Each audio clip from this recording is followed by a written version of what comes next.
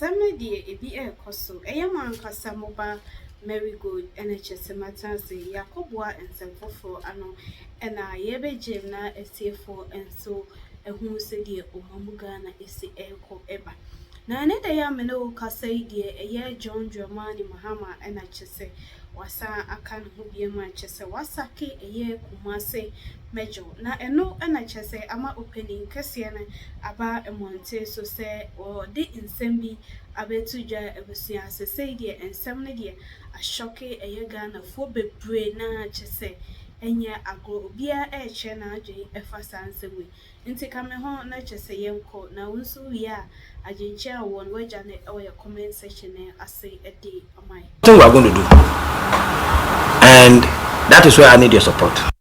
There's something we are going to do, and that is where I need your support. As for me, I don't like reporting too many things to the police. I don't want a situation whereby we'll put in place a police team, we'll go arrest people, and then they go to the police station, they find their own means, and they are back on the street. That would be a waste of time and resources for me. So I have my own democratic military style, which I'll be implementing. When we say leave this space, and you don't leave this space, and I get there, I am not lucky, and my boys are with me, there and then, we'll beat you.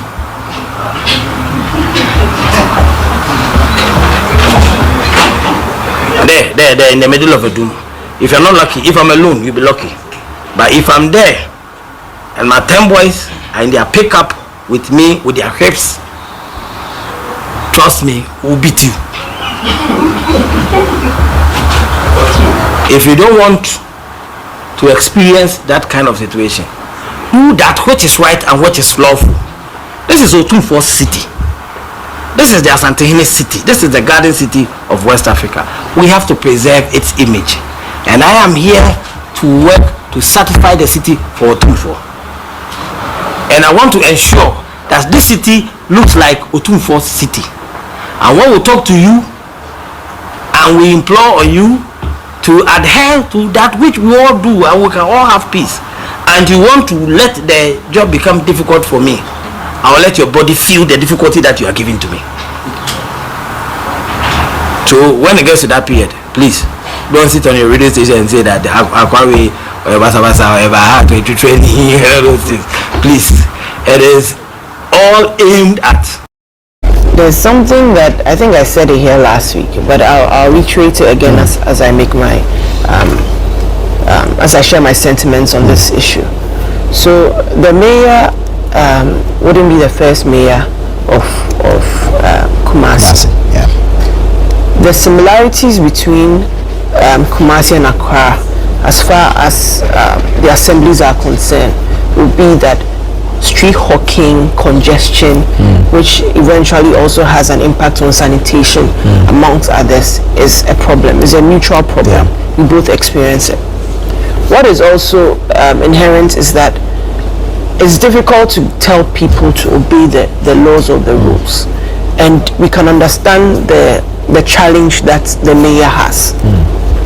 What I do not understand is that somebody put into a leadership role can't stand in front of people to warn or to threaten that physical assault will be a given when all else fails. In fact, he's actually resorting to physical assault and not even persuasion. And I'm shocked to hear that when he was called, he reiterated the position that yes, indeed, he will lash them. He's assumed the position in 2 weeks. Truth be told, he should have been the shortest serving appointee in this government. Upon hearing that he had repeated physical assault as a likely punishment to deter hawkers, the president should have called the chief of staff that withdraw this gentleman immediately. In no way in our governance should that be tolerated from anybody, be it political appointee, be it a voted in person, whatever it is. You cannot threaten physical assault. Mind you, the painful thing about these the hawkers is lack of alternative means of livelihood. So most of them are quite vulnerable. If they don't take to the streets, they're not going to earn a keep. They're not going to eat for the day. So how do you balance that? Humane strategies coupled with the law to find a solution. Now, if you say you're going to beat them, I don't think he's strong enough to take on hawkers to beat themselves. Meaning that he's going to set up a task force outside of the police, who he's also said he doesn't trust because it will cost him. So it's an avenue to create work for their people again, as we've seen them do. Actually, he said he has boys already. Yeah, good. He has so he has his task force of macho men who are so macho governments. Anything you do, they threaten you. From political appointees who threaten, and in fact, just the other day there was a staffer, Nanaya Jantwa, who used to be the CPP.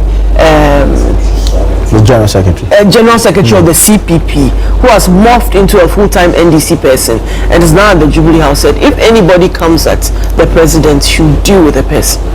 What sort of situation are we in? The person could mean anything. It could mean several things. Please, look, when even she herself, she sat in studios talking about the president, the former president, in the most uncharitable of ways, and she did it consistently and repeatedly.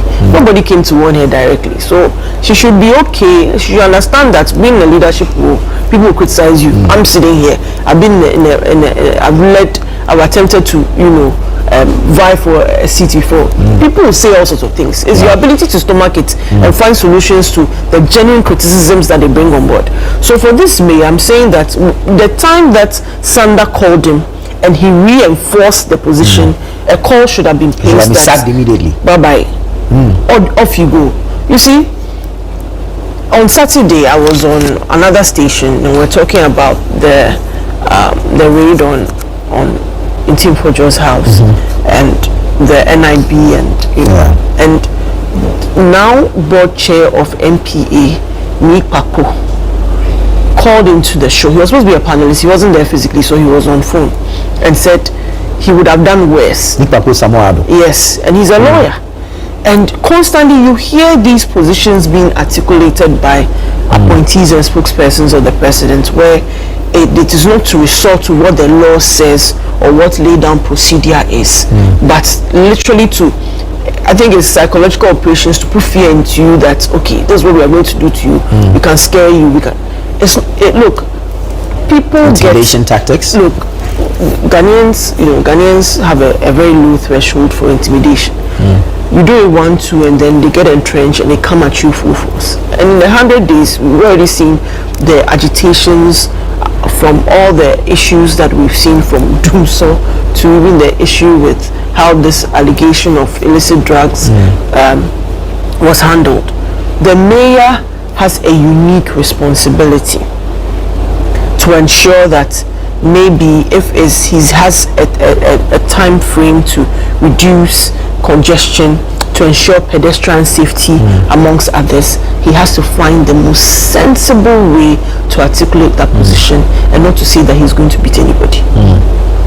For reiterating that point, I'm saying that by now, if it was Nana Akufo-Addo's government within that first 100 days, I'm telling you that KMA boss would have been withdrawn and a new person would have been appointed.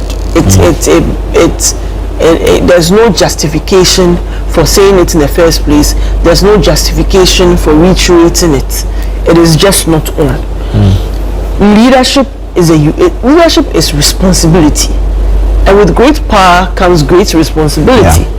And he needs to know this. And anything he says is a reflection of the president.